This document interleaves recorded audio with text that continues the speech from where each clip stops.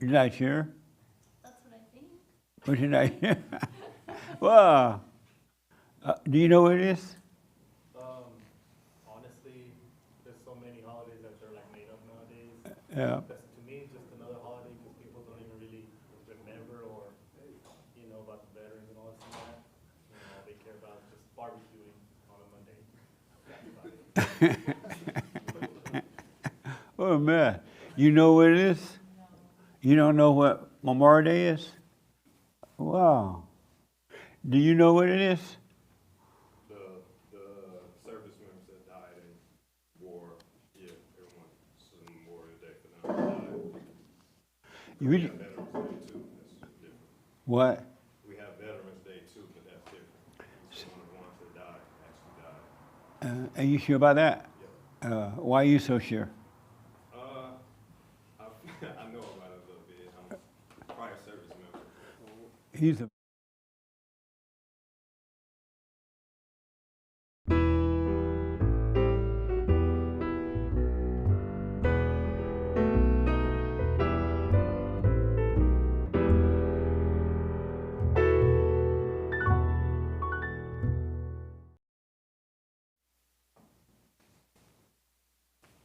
Good morning. Welcome to Fellowship. I'm Jesse Lee Peterson.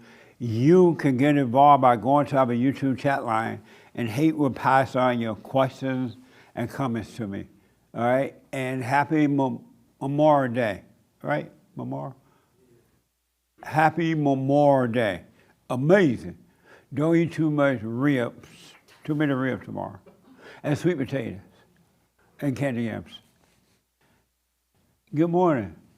How y'all? Do you know what tomorrow is? Yeah. Tomorrow, as far as Memorial Day? Do you know what tomorrow is? Do I know what it is? Yes. Yeah, to honor service members who have died. And I believe it was started around the Civil War time, but yeah. Time to Nice. reflect and honor the service members. Are you going to honor them? Well, honestly, to be honest, well, probably I might think about it, but it's maybe, yeah, I would try to take a moment. Think about it. Yeah, I should take a moment to think about it, yeah. And will you? Yeah, I will. You're the only one. Amazing, huh? Mm-hmm, yep. How you been? I've been fine. Your wife still giving you the blues? Well, I think if I'm gonna share anything today, it'd rather be just about my personal life, but not. Your wife is your personal life. Well, yeah, No. true, but there's some things that I may not need to share in Right. camera. But as far as my personal life, Yeah. it's going okay. Maybe have kind of fallen off of working on myself, and I need to get back on that, and that's why I came today, just as an effort to get back into that mindset, because I know everybody here is basically doing that, and even though I disagree with you all on probably a lot of things, I think it's still a positive thing what you're doing, and so I don't think I'm going to be coming every week, but I just wanted to spend a little time here and reflect on my own self. So are you working on yourself? In some ways, in some little ways, yes. In some ways, no. But I need to maybe recalibrate and get back into it. Why do you need to recalibrate and get back into it? Because I'm finding myself struggling to control like negative thoughts and anger and frustration, and yeah, that's about it. In some ways things are going good, like work is going fine. I'm doing a little exercise, which is good. But yet there's still something that's driving me towards feeling unwell. Unwell? Meaning emotionally and mentally? Yeah, feeling stressed out, still having trouble sleeping, and just feeling like difficulties in expressing and communicating. Oh, okay. Amazing. What a mess, huh? Yeah, I guess in a way, yeah. The lady want to say something behind you. Can you pass the mic behind Sure. you to the young lady? Can you relate to him? Yes, In what way? in every way. I'm sorry? Every way. Like what, for example? Um,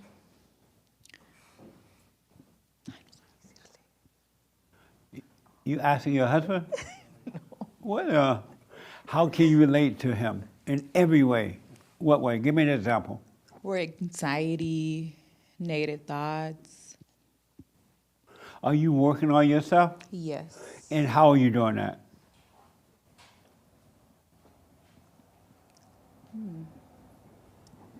No, I'm just trying to be positive in every way too. You trying to be positive? And Yes. is that helping? I think so. You think so? Yeah, You think it's helping? a little bit. And in what way is it helping? Oh no, you're fine. Raymond Hitter?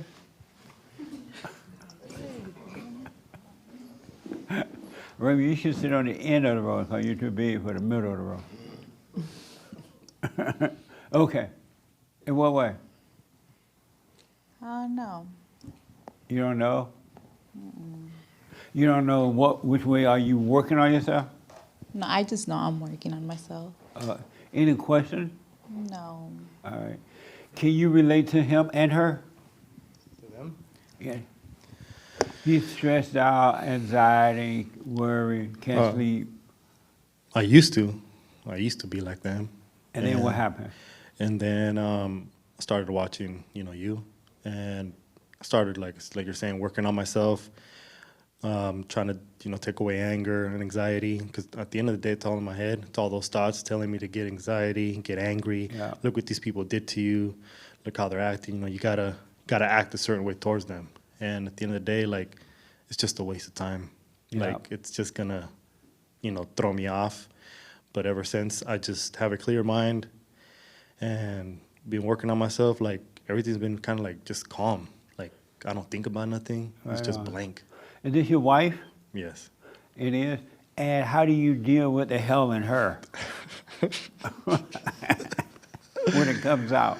I used to, like, back then it would get to me and we would get in arguments and stuff like that. But I just kind of like just let her be, let her work on her own thing, like do her own thing. And because at the end of the day, I can't help her. I can't help her Right. when it comes to her, problems and that. She has to do it on her own. She has to Yeah. look for the help. Absolutely. And other than that, like, it's been going good. I can see she's trying, but, I still got to worry about myself as well. Right on. Yeah. So, Amazing. Is this your first time here? yes. Well, welcome. What's your first name? Mark. Welcome, Mark. Thank you. Amazing. Thank you, thank you. And what's your first name? Leslie. What? Leslie? Leslie, welcome. Any question, Leslie? No. Do you know you have hell in you? Yes. Do you know you dumping on your husband? Do you? Yes. And what does it feel like to dump your hell on your husband? Yeah, you can let her have it. You can answer for yourself. What does it feel like dumping your hell on your husband? I don't know, just full of anger. You love the thrill of dumping it on him? No. It's not a thrill? Why do you dump it on him then? I don't know. I don't do it on purpose. You do it accidentally? Yes. So you yell at him accidentally? I'm sorry? Yes. Okay. So you are working on yourself? Yes. Have you forgiven your mother? Yes. You went to her? No. Haven't done it personally. And so you haven't forgiven her then? Why haven't you gone to her? Your husband told you to. Why have you done it? No, I feel like I'm not ready to. You're not ready to? So you're not ready to forgive her? I am, but I don't know. What? You don't know what?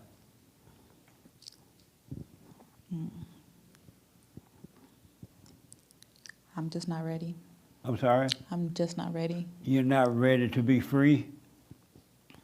You have children? Yes. You're going to screw up the children in the same way your mother screwed you up. How you feel about that? No, I don't like it. You don't like it? So why don't you hurry, forgive, so you don't do it? Yeah.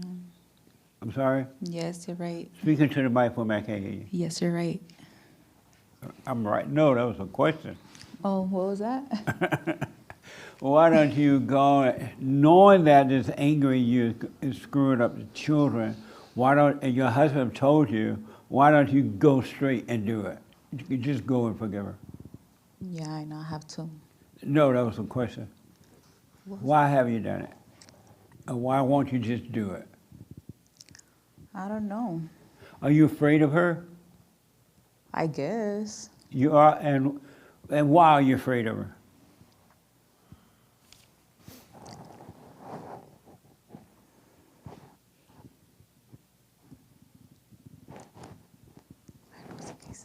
You having fun right now?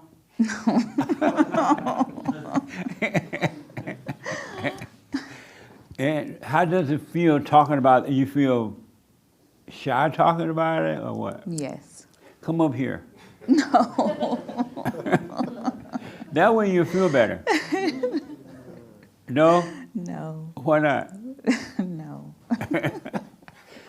But why don't you just, I mean, you know that that's the answer.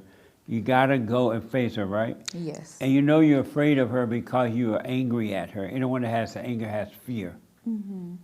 So why don't you face the fear? I will. You will? When? I don't know. Maybe today, maybe later. I don't know. Amazing, huh? All right. So we're going to get to the biblical question. I want you to know, if you don't know, things are only going to get worse. They're not going to get better. You can bank on it. And not just in America, but around the world. It's only going to get worse. Human beings are going to get worse because human nature is evil. And if you're not ready to deal with it, you're not going to make it. They will destroy you because you are still subject to the world if you're not overcome it. And human beings are evil, pure evil. There's nothing good in human nature. So it will get worse. Even the Mexicans are getting worse. Remember when Mexicans did serve when they first came here 20 years? I have 50 years I've been here. Mexicans used to be nice. And when they worked, they did really good work, and they just, you could rely on them, right? Y'all remember those days? Do you? Now they have changed. And now they give you attitude. And they're lazy. They don't do what they say. When you can go and get service, and if the Mexicans have the service, during the service. Yesterday I went and got some service done. So I ordered a particular thing, and it cost a little bit more money because I wanted the best done.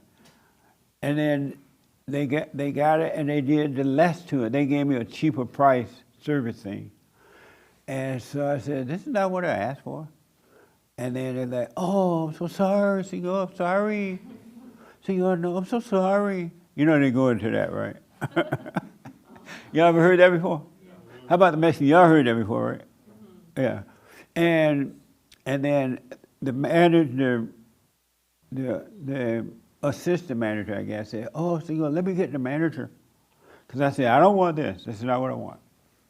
And he said, let me get the manager. So the manager came, and I told him, this is not what I paid for. This is not what I asked for. You're giving me the lesser one. And he was like, oh, Senor, I'm so sorry.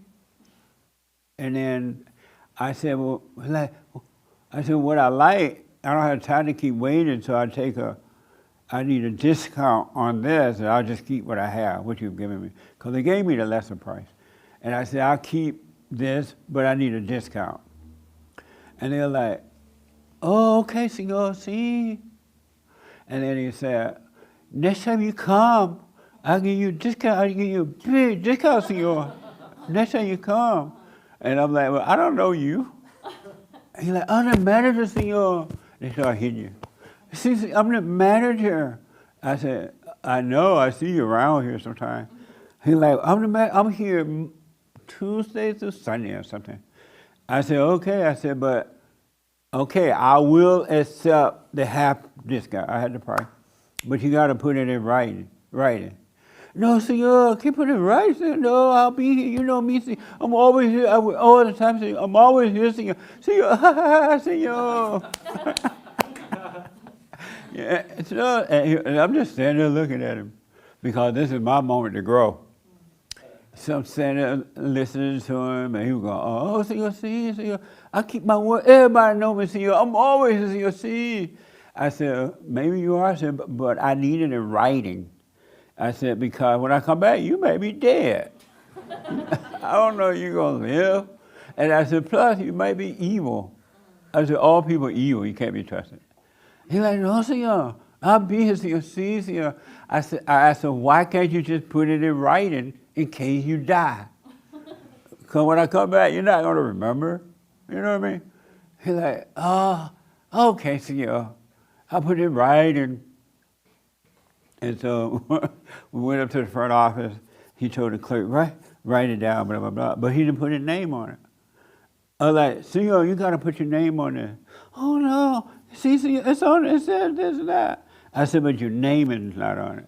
Because when I come back, they can say, we didn't write this, or this is the wrong date or something. He's like, senor, no, you don't need to worry. Well, I'll be here, senor. I said, no, I told you, you might die. And so he finally put his name on and the date. And I was thinking, I remember when the message gave Essence Service. You went to the establishment where they work, nice personality, Essence Service, nice, and you didn't mind tipping them or anything. That has all changed now. I know the people who I used to go to this car wash. It was an amazing car wash, and then it changed. They got a bunch of Mexicans, everything changed, and now the Mexicans get mad if you ask them to clean the spot. You know how I go through the car? They get mad, I don't want to clean that spot. So everything is like that though. When the Mexicans get mad, you know it's messed up. Everything is like that. So human, not just the Mexicans, the whites, the blacks, everything is like that. And it's only going to get worse. And if you're not prepared to live in this world and overcome it and live here, you're going to go through it too. They're going to get to you. Your family member are going to get to you. Your friends are going to get to you. Because everything changes. Do not expect that the world is going to get better. It's not. And do not expect that they're going to treat you well. The one thing I want to encourage you, have no expectation of how someone should treat you. Have no expectation of how you should be treated. Don't expect to be treated nice, good or bad.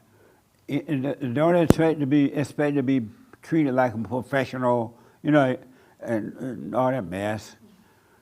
Even if you're the president of the United States, do not expect to be treated well.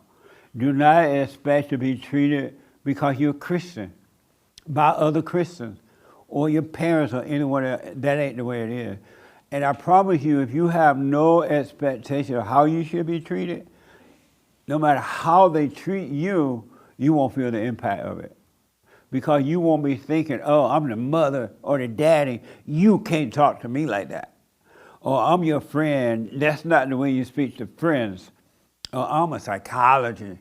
I'm a preacher. I'm a lawyer. You have no expectation, and then you won't be bothered. If someone don't want to treat you right, but when you have no expectation of how you want the world to treat you, you can't be treated in a bad way. Even if they're trying to do something, make you feel a certain way, they can't make you feel anything. So let go of all your ways of how you should be treated. And women got it bad. I'm a woman. You don't talk to a woman that way. Especially black women. Oh, Lord. This one woman, she was from Philadelphia or somewhere. She went to the illegal alien camp where they picking up the alien, and she was going to try to barge in, and they stopped her, and they manhandled her, right? And she went and had a press conference. They treated me like this. I'm a senator, I'm this, I'm that, and I'm a black woman. I'm like, what that mean? They should have thrown you down when they found you were black. But don't expect to be treated, even with your wife, don't expect your wife to treat you well. Do not, that way she can't touch you. And the same with your husband, since your husband treated you well already, but if he wasn't treating you well. Your husband treats you well, right? I can't hear you? Yes. Right on, yes. But does that make sense what I'm telling you? Have no special way of how anyone should treat you. Anybody disagree with that or don't understand it? Right here. And right here. You were about to raise your hand, right? But you did like this. I'll come to you. Go ahead. So we shouldn't have expectations of the world getting better. Right. We shouldn't have expectations of it getting worse either, too, right? You should know that it is going to work. It's going to get worse. Because of human nature. Don't expect it to get better, but just know it's getting worse. How do you know it's getting worse? How do you know it's getting worse? Because human beings are evil and they thrive off the misery of each other. And the government is out of control. Our government is against us because the government is about money and power. They will start a war to get you upset, and then they want to make you, they tell you, you got to serve your country. You're not a patriot if you don't serve your country. Now you feel like you got to go serve. Then they get you killed. And then they send your body back to the family, and they have a flag on your casket thing, and they tell you you're a patriot, but you're dead. But but in the meantime, they're making money off you. They're making money by creating weapons and making money off weapons. They're making money off because they're in agreement with other countries and things like that. It's all about the money. And so even with this black-white race thing, the black people are like that because they're listening to their black leaders, the government leaders and things like that, and they're telling the blacks that the white man holding you back, you should be angry. It's been going on since slavery, and it's not true. But the blacks are staying angry, and they're fighting each other out there while the people who are promoting are making money and getting whatever position they want in life. That works for them. And then the blacks and whites are fighting each other over nothing, but they hate each other. And that's only going to get worse because most people are not going to wake up and see what's going on. Some will, but most won't. And as the human heart is evil, it can only get worse instead of better. Do you think there's ever going to be a shift where more people wake up and the people that are asleep see the people Speak waking up a little bit. Do you think there's going to be a shift where the people that are waking up set the example to the people that are sleeping and the good overcomes the bad? Well, the good will, as you're overcoming evil, you are overcoming bad. You're defeating evil. And it means that you're going to have a clear picture of how to defeat evil in yourself and in other people. And so your world will be fine, but most people's world won't. I noticed something a couple months ago.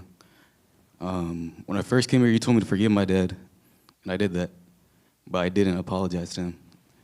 You didn't apologize to him? What did you say to him? I told him I was sorry for hating him. That is the apology.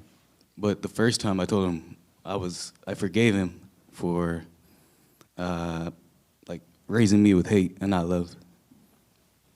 I thought that was gonna set me free. But what set me free was telling him I was sorry for hating him. Right. Why did it? Forgiveness is telling the person you hate, your mother and your father, Sorry. I am sorry for hating you or being angry at you or judging you. I'm wrong. And that's what the apology is. That's what God hears from you. And when you admit you're wrong for being mad at them, then God will forgive you because human beings cannot forgive each other. There's no such thing as going over there, oh, I'm sorry I stole your watermelon. And they're like, oh, that's all right. And then you go steal the next watermelon. That kind of apology doesn't work. How many times people said, I'm sorry, and they did it over and over again? But this thing when you say, I'm wrong for hating you, judging you, that's a true apology because you admitted your sin of judgment. And that's what God forgives. Is that when is that when love starts to work through you? 100%. I noticed. 100%. Love will never work through you until you return to love. And you're never, meaning to God, to truth. And you're never going to do it until you see you're evil, that you're wrong. Anyone that has anger is evil. So forgiveness and love, those are synonymous. Yes. Yeah. The true forgiveness, admitting you're wrong. Yep. When you do that, you can't help but become a love because now you're returning to the Father. To truth. One to more. love. A couple of services ago, you said someone was talking about dreams they were having, and then you brought up color. You said color is like it plays a vital role in our lives. I'm sorry? You said color plays a vital role in our lives. Is it light? No, it plays a role in our lives. Color does? Yeah. Oh, I don't remember that. Okay.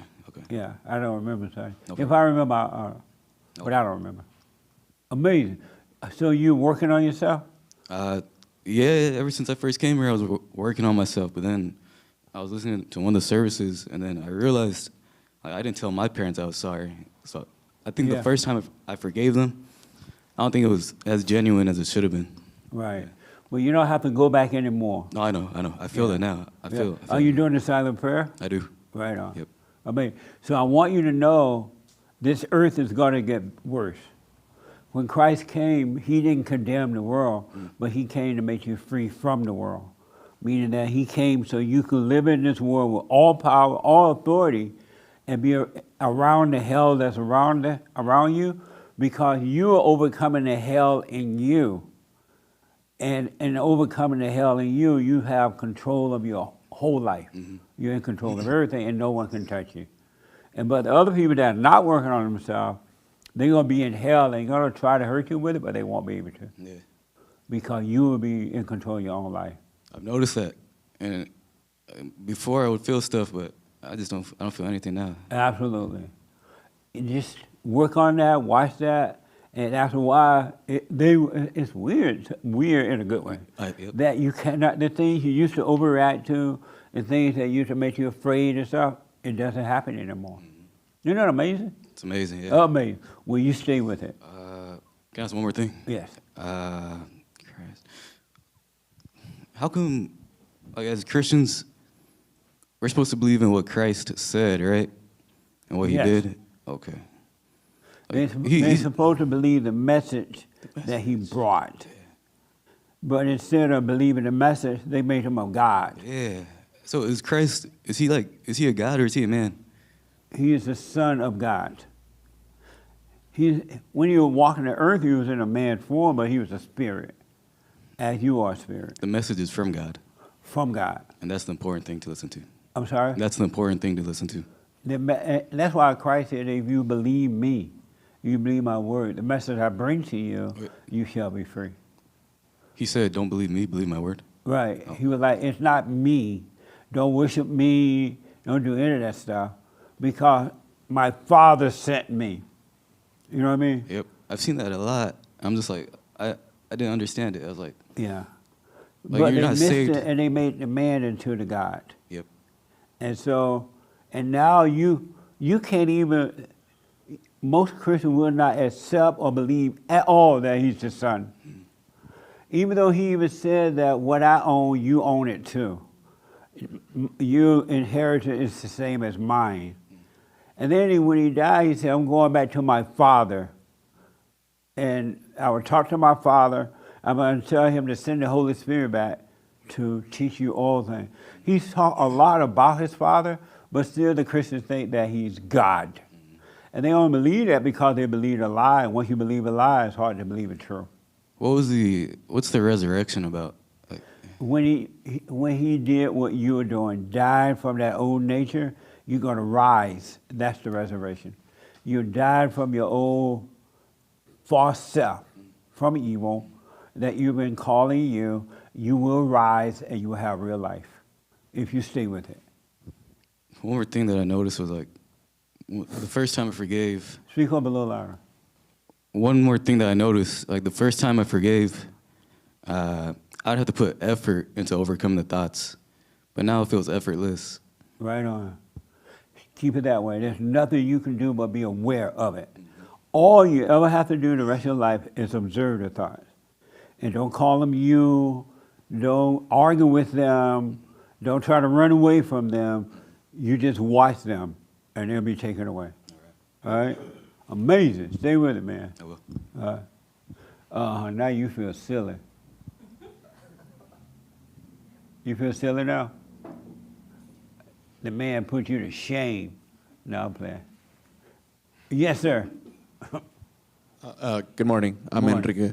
I was processing what you were saying, and what I guess the thought that was rising up in my head was, at least for me, if I were to, I expect my loved ones and the men around me, my siblings and my brothers, or my brothers and the men around me, I expect them to behave professionally or at least right.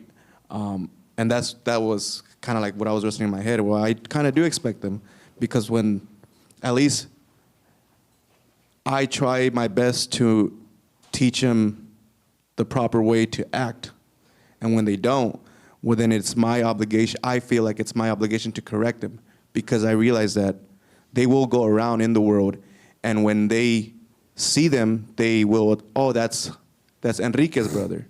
So in a way, I want to ensure that their discipline is good, because it would hurt me for my brother or the men around me to be seen as not proper. I understand we have our like human habits and we fall into temptation, but from my perspective, it's my obligation to do my best to ensure that they have a strong discipline and act proper. So that they will represent you well. Correct. But that's for you then, it's not for them. You want them to look good so that when they say, my brother's Rodriguez, you're like, yeah. But that's not love, that's for your ego. Well, in the root is I because I love you and because I know there's a lot of suffering. What I've learned, I'm trying to avoid you suffering more than you should, and that's by the habits that I try to implement in you. But it's still about you. First of all, you want them to look good so that you look good. Secondly, you're trying to make them be the way you think they should be to avoid suffering, you said? Yeah, unneeded suffering. I'm sorry? Unneeded suffering. But you can't do that. You can't stop another person suffering. You're not God. Oh, correct. Have you known that God let everybody suffer that want to suffer? He leave everybody in their hell, right? And he and his son, Jesus, is up there having cafe mocha and pecan muffin. And they looking down and looking at the world suffering. They go, what the? But they're not going to do anything about it. So why do you not want people to suffer or try to stop it at all? I just feel like I don't think humans should suffer unnecessarily. But they want to. Why do you feel they shouldn't? Because there's enough suffering in the world to deal with. Right, because they want it. That's what they want. Human beings love suffering. They love their pain or misery. They love their up and down. They love their fears. They love their false happiness. They love it. That's why they hold on to it. And if you try to take it away from them, they'll destroy you. He think he's better than me. He gonna tell me now who he think, some little Christian or some little, you don't have a right to do that. You're not God. And you can't even stop your own suffering because it's a lot of effort to try to teach someone else not to suffer. Trying to make them be right. Have you noticed that? Because the more you try to make them get right, the worse they get. Well, for me, it's just kind of more like a education. I try to educate at least my siblings. Hey, look, I got burned by touching the stove. Don't touch the stove. And I try to, in a way, I try to educate them. But that's physical pain. I'm talking about spiritual pain. Fear, doubt, loneliness, jealousy, envy, strife, revenge, suicidal thought. You can't stop that. But you can tell your little brother, sisters, don't put your hand on the stove. I got burned. They're still going to put their hand when you're not looking. Because they're not going to believe it. Yeah. They're still going to touch it a little bit just to see. But you can't stop that either for the most part. But you can't do anything about real suffering, psychological, emotional suffering. You can't stop that. Mm-hmm. Now, if you want to tell me don't touch the stove, that's different. But we're not talking about physical things. Mm-hmm. Roger, would the education of like our emotions, would that be helpful? Or I guess with that, because that's usually what I'm hoping is doing is I try to educate, hey, look, people aren't aware, but we have emotions, and a lot of times our emotions sometimes overcome our wishes and our goals. Right.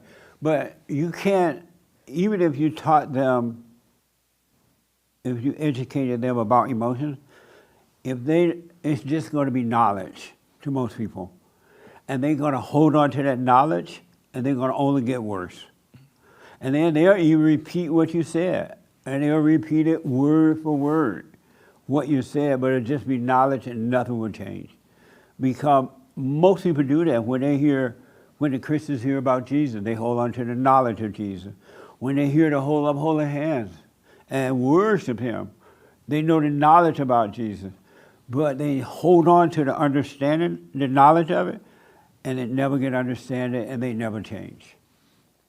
So you can tell them about it, but if they hold on to it, they're not going to change. They have to want to let go of the knowledge so that they can change. That make sense? You said they have to want to let go of the knowledge? Yes. But most human beings love knowledge, and they hold on to the knowledge, and they quote it like now they going north. A lot of people hold on to the knowledge of what I say here, and the moment someone look at them in the wrong way, the moment someone says something to them, they get angry just like that. Or they become emotional. It's not working because they hold on to the knowledge.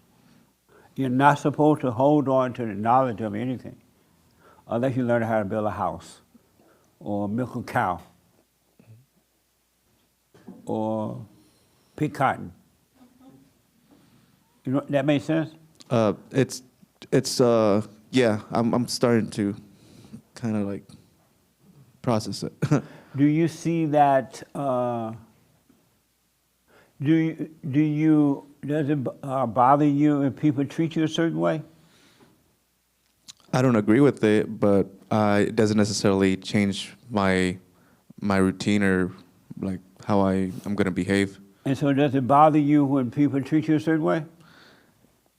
I would say it does. And why? Because I hold myself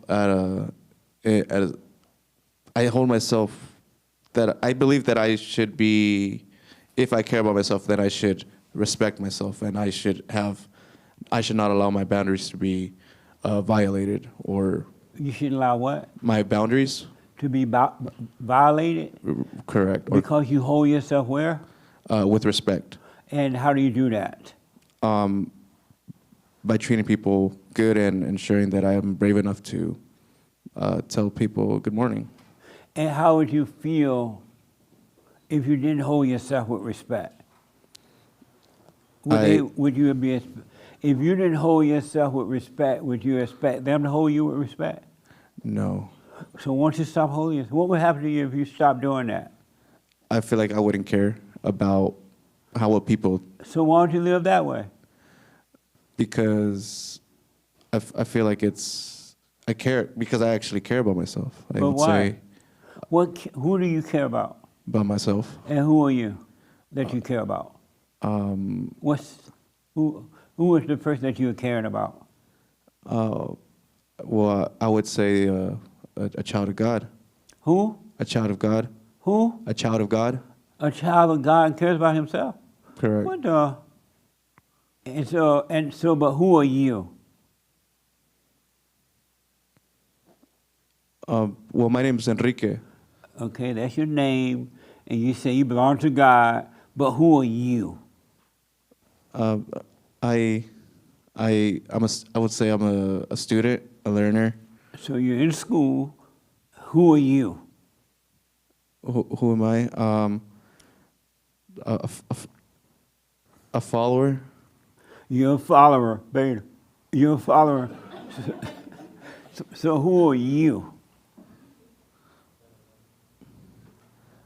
You told me your name.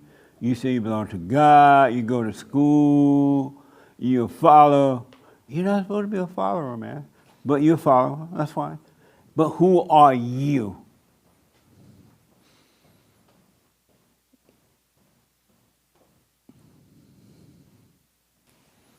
I don't know how to answer that question. So then how do To you you. know you're holding yourself in respect or something? Because I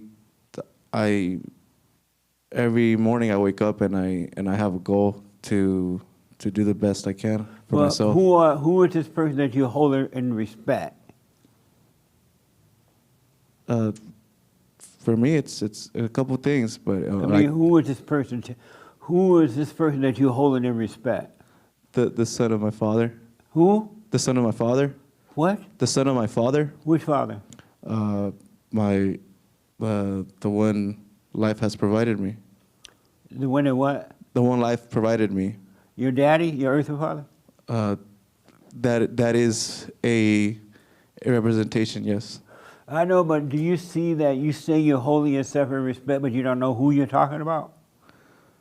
I know who I'm talking about. I But just who don't is know how that? to communicate it. Oh, you don't? But who? So you can't tell me who is this person that you're holding in respect? And how do you, because of time, how do you know you're holding this person in respect? Because the effort that and the investment that I put in it, to me I put all my heart to it. So what now? I put the effort that I put to make myself better. I do it with all my heart. But if you know, have you noticed it not working? You have to struggle with it. I don't. You know, have you noticed it's not working? Because as soon as somebody come along, they disrespect you, you tick. I am aware of the emotions that arise in my head. Right. And so, but have you noticed you can't keep this other person in respect, whatever you said? Mm-hmm. You notice that, right? Why don't you stop and just live your life with no expectation? What would happen if you did that? I feel like I would abandon my family, What family? my loved ones close to me. You would abandon them if you stopped? If I stop caring, correct. But your caring doesn't do anything for them. You're hurting them. You're in the way of their growth because you're caring. Have you noticed that? It's not helping them. All they're doing is put a strain on you, trying to be caring and loving, and they're dragging all the life out of you. Well, for the way I see it, it's kind of like I'm trying to set the example of what I believe is the right way or the proper way. Obviously, don't say I don't say that I'm like perfect. That's actually the part of being imperfect. Is part of the teaching or the example that I set. Your example is never going to work. How old are you? I'm 28. Stop it.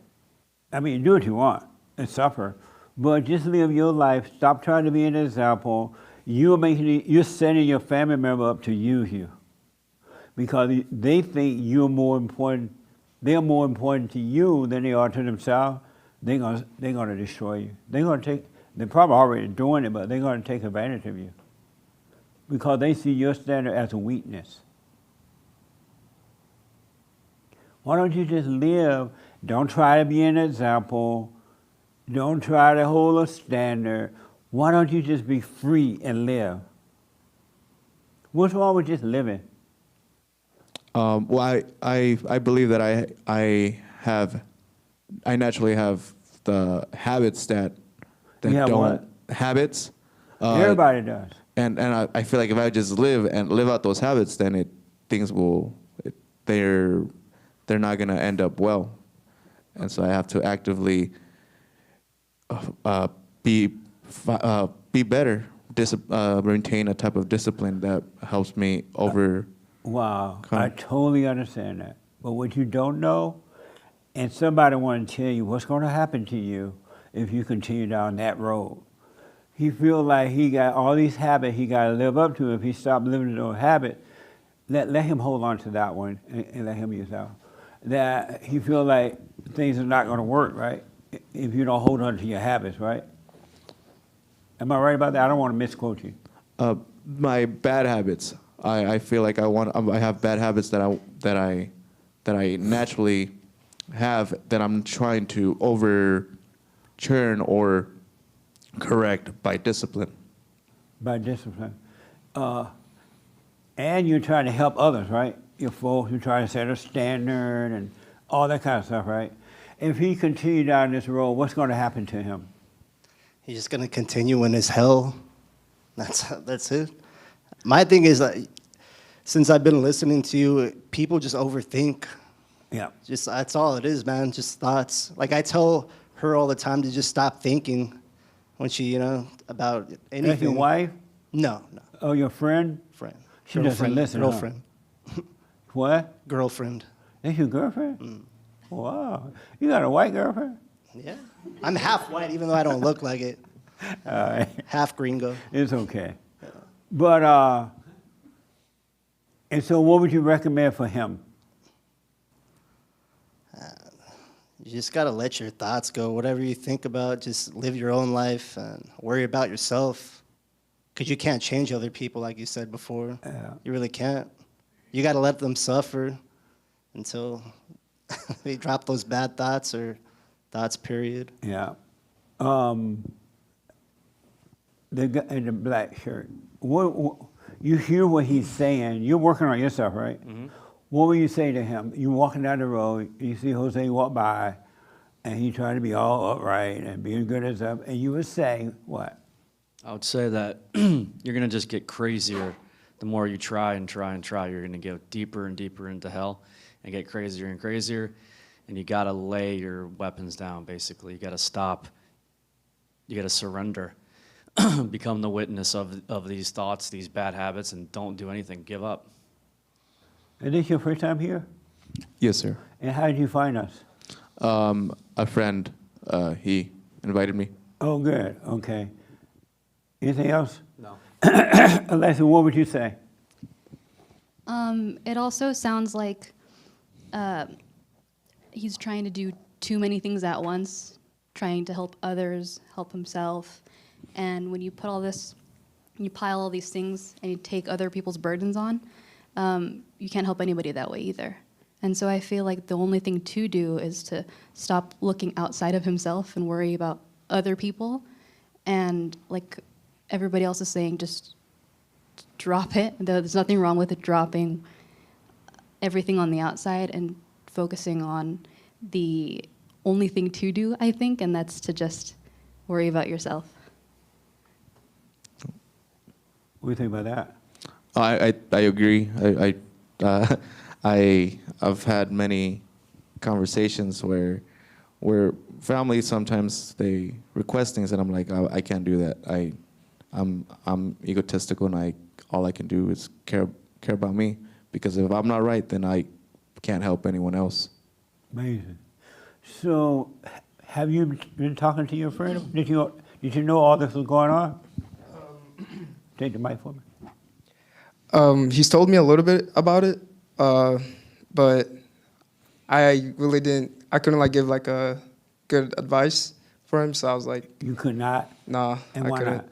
not? Because I've never really been in that situation as deep as he's been in, so I felt like my the only good option would be just to come here, kind of like learn and grow from the experience. Are you working on yourself? Yes, I am, sir. And how's it going for you? It's going amazing. Yeah. Yep. And do you are you offended if people don't think highly of you? I used to be, but not anymore. Not anymore. And why not? Because I realized that when I used to get offended and everything, it wasn't doing much for me. It was just kind of like an ego trip, like, oh yeah, I'm like this, I'm that. But then the moment I kind of dropped all that, I just realized it's all on them, not me. I'm just kind of living.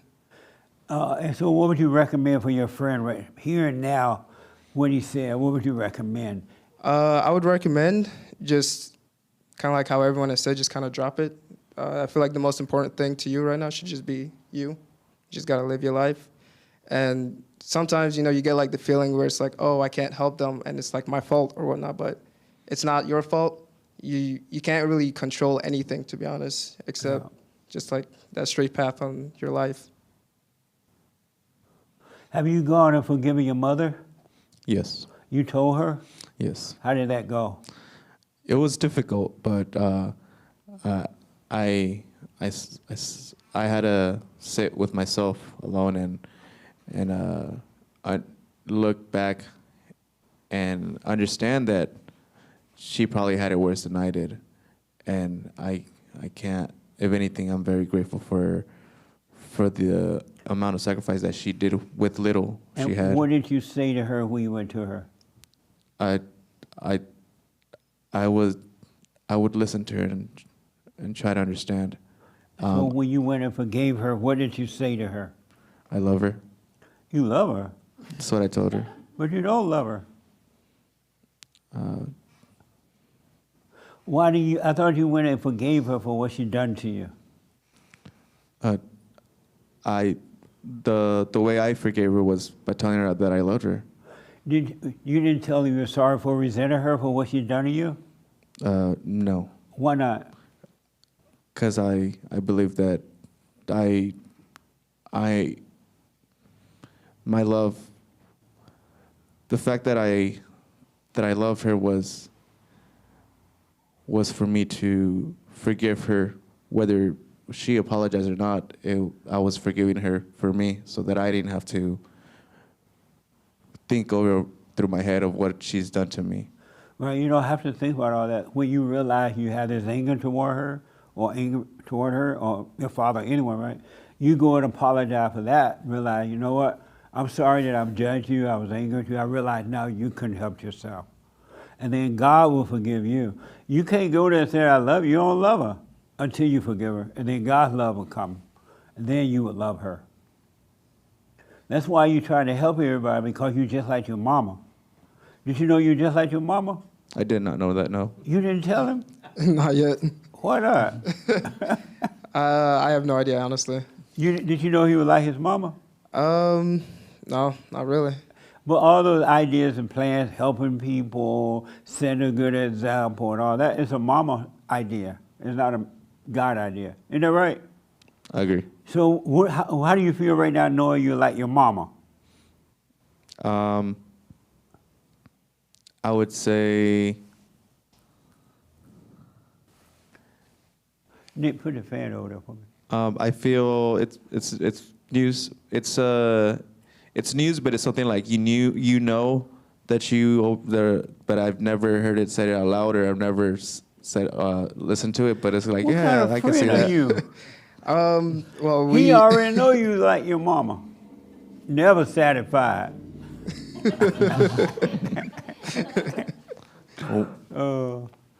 But so why have you told him this? Realistically, we've known each other for right about 3 weeks now.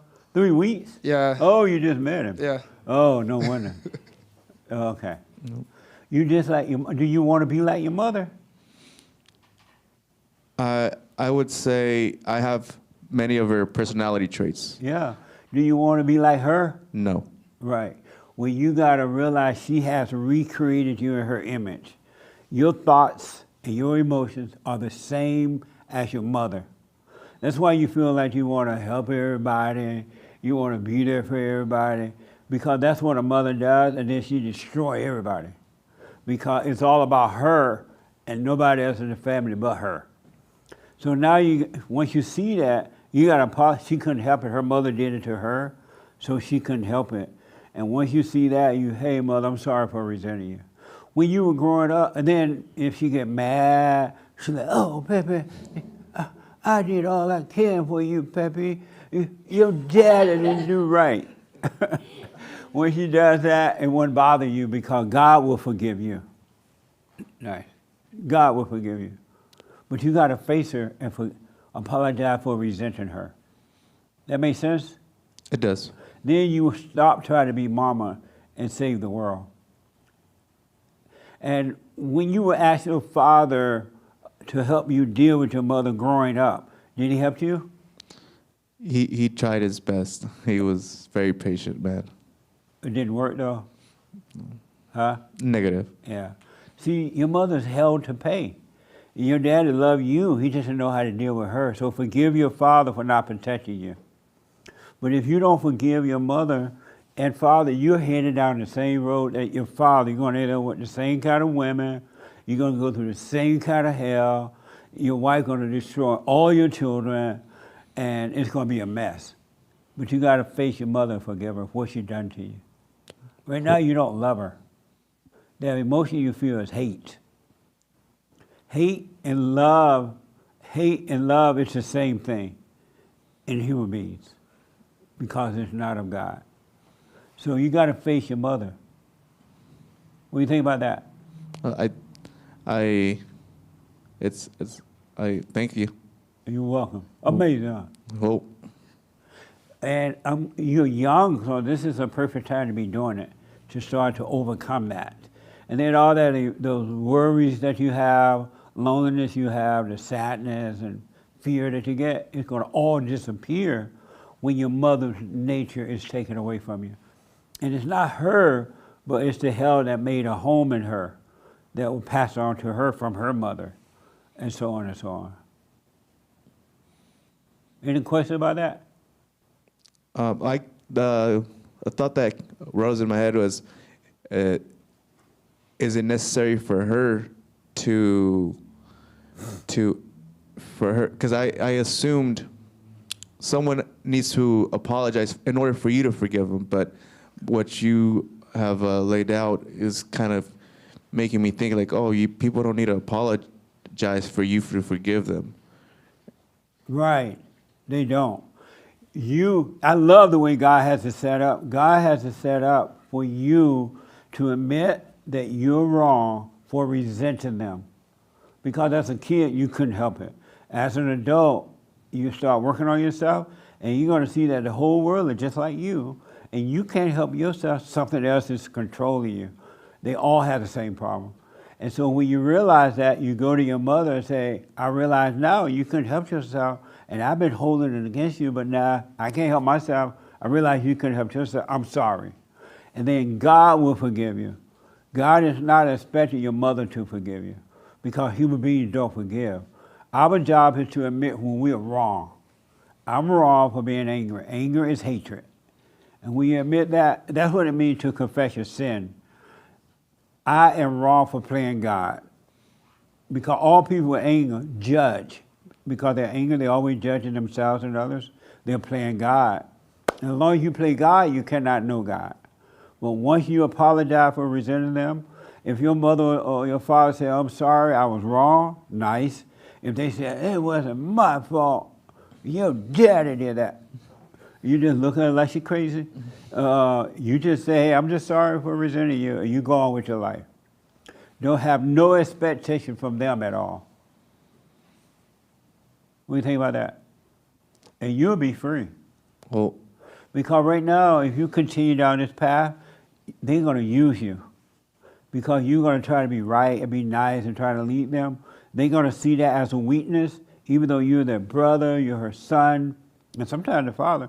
They're just going to take advantage of you. And you're going to be saying, I'm so nice to them. I help everybody. And all they do is use me. They take advantage of me. I'm never going to do that again. And then you do it again. Isn't that amazing? Oh. But if you go and forgive, do the silent. Did he tell you about the silent prayer? I haven't told him about it yet. What? It takes 3 weeks to tell him that. We don't really see each other that often, except for like in class. But usually, majority of the times, he usually has his own thing. I'm usually doing my own thing. So do the silent prayer. It's at rebuildingaman.com/silent prayer, and so that you know how right now y'all be. Are you Catholic? I was raised Catholic, yes. Oh God. Forget about that. The Pope is ticked. Oh. Because the Pope has not forgiven his mama. Oh. But do the silent prayer. Give him that little piece of paper. Do the silent prayer so you can. This is you, right? Thank you. And then I'm gonna move on to here. This is you. And you when you were a kid, your mother made you angry, mad. You to be innocent. You had one relationship with God. You didn't hold anything against anyone. You were looking around and discovering the world, and it was amazing, right? And then one day your mother imposed her will on you, made you mad. And then you went from God into the hell of your imagination, into the wilderness of thought. The wilderness is a thought. The man lost in wilderness into thought. You went into your imagination, and ever since then you've been living there.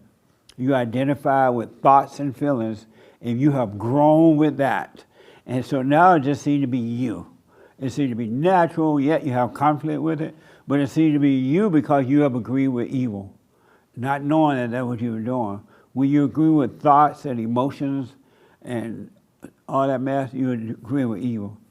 And if you go now and see that you're wrong for being angry, hateful, God's going to bring you out of here. And because now you're in the wilderness, but God knows that you want to come back home to the Father. That's what salvation is about. So what He's going to do is bring you out of the wilderness, lost in the wilderness of thoughts.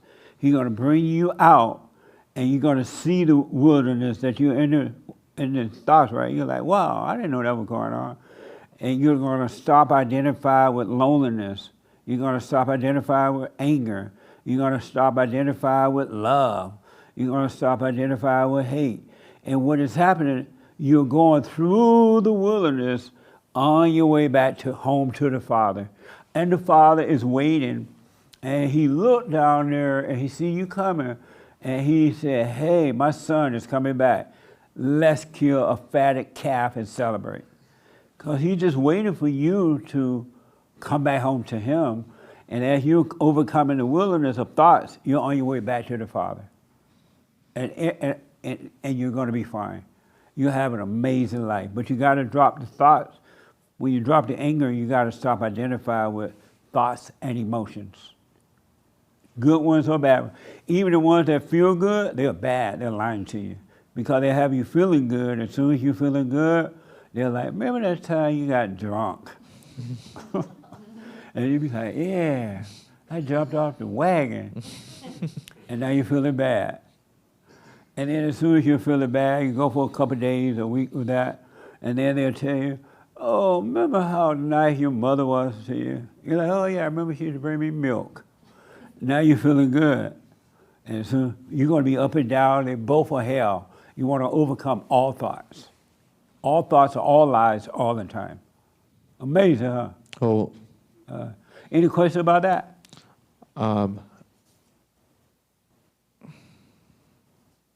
Not at the moment, no. Okay. When you start working on you and forget about the world, don't feel obligated to your mama, your daddy, or anyone. You're not obligated. Your job is to overcome your hell, and then God will make a home in you, bring you back, and He'll operate through you, and you will see how to help in the right way, and if you should help. The light of God will show you that. And it will be without emotions. God is not an emotional God. He's a dispassionate God. Satan is a passionate God. You hear people say, oh, I'm so passionate. I'm just passionate about reading. They're telling you, I'm full of hell. I love my thrills. Oh. I love my evil. That's what they'll tell you. You better run. Don't get, if a woman tell you, oh, I'm so passionate, don't marry that one. You married Oprah.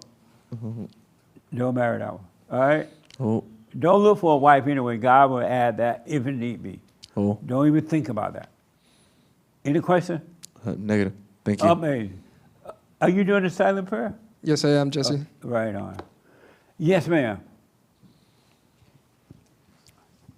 Amazing, man. You stay with it.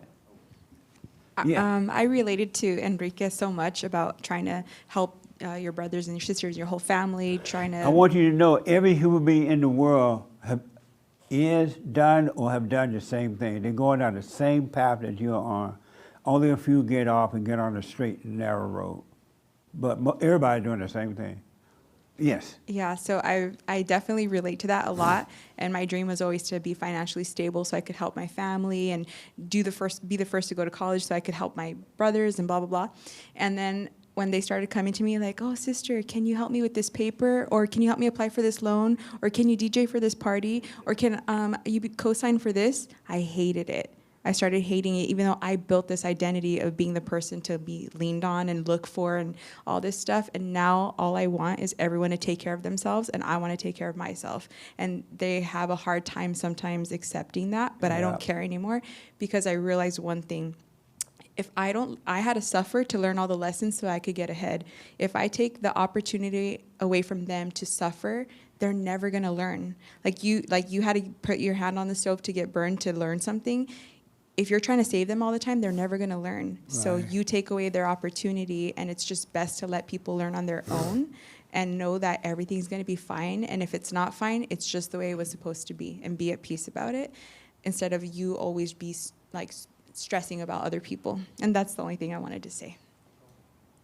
I can't tell you the number. I do a lot of counseling during the week, and I can't tell you the number of people, especially men, who have gone out, they grew up, they were told they got to help their family first, right?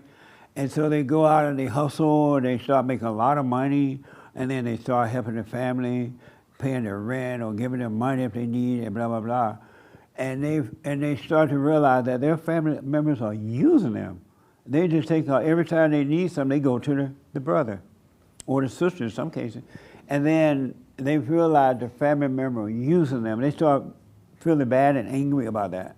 I'm just being used, but they can't stop because now they're angry that the family member is using them. And so when I tell them what to do about it, how to overcome it, and they stop, the family member turn on them. They start talking about them, and you used to help me. I thought you cared about me. Because now they are mad that you won't give them your money, or you won't let them live up to your house, or won't let them smoke your pot. So they're so used to smoking free pot. You know what I mean? So they don't care about you. They're using you. They have no respect or love for you at all. And you don't love them when you treat them that way, when you take care of them. Amazing, huh? Absolutely. Good point. Amazing. Did I see your hair? Yeah. Okay. Humans don't forgive, right? Right. So why did Jesus say, go and forgive? Because, good question, when you see that you're wrong, another issue with human beings, they cannot admit that they're evil, that they're wrong. But when you see that you're evil, anyone that has anger is evil. When you see that you're evil, you're like, wow, I can't help myself. You start to see you can't help yourself, something is driving you. Then you go and apologize for judging. And when you do that, God forgives you. But and it's not you as a human being forgiving, you're seeing by the light of God, and the real you is the one that's forgiven for judging. So, so do we really forgive or not? Because human beings don't forgive, right? Period. So why did Jesus say, you explained it to me right now, but... Did you hear me? Yeah, I did. But, do we really, in the end, forgive or not? Do I need to repeat all that? No, come back tomorrow. Because I just said when you can see that you're wrong for judging. Anyone that has anger judges. You're playing God, right? And when you can see that for yourself, you're going to see that you're wrong. That's when you go and forgive by apologizing for judging. Apologizing, okay. So when we realize that we're wrong, should we let them know that we're wrong, or just say, I forgive you? ¿Habla español? No. I'm Habla speaking English? English, American English. ¿Habla English? English. I'm going to say it one more time, then I got to move. When you see that you're angry, and you realize you're evil for doing that because you're playing God, you go and apologize, especially to your mother because it came from your mother. Yeah. And then you apologize to her because just as you can't help yourself, something else is driving you. It makes you think and feel and act out. It's not you. And it caused you to realize that your mother couldn't help herself. You go and forgive her, then you admitted to God that you're wrong for judging. Then He will forgive you and change your heart from hate to love. Okay. That make sense? Yeah. Right Yes. on. Yeah. See you. Yes, sir. This is so good. Yes. Oh, if you judge yourself, how do you apologize to yourself? That's a good question. This young lady want to respond to that. I think I'm bad at judging myself, so I do have. You said what now? I judge myself. You do? I think I do, and And then why? I have to remind myself to stop thoughts, stop that like whatever these little evil thoughts get in my head, that it's like that's what they are, and remind myself of that. And just like anybody else, if I sit there and judge them in a way, it's not. It's just thoughts that I need to let go. Are you working on yourself? I would like to say I am, yes. But the truth is what? Even though you like to say it. I mean, Even though this you is- like to lie about it, what the truth? I think I'm working on myself. You're not sure? I'm working on myself. Are you sure? Okay. Amazing. And the young lady want to respond to what was your question again? If you judge yourself, how do you apologize? Oh yeah, how do you apologize for judging yourself?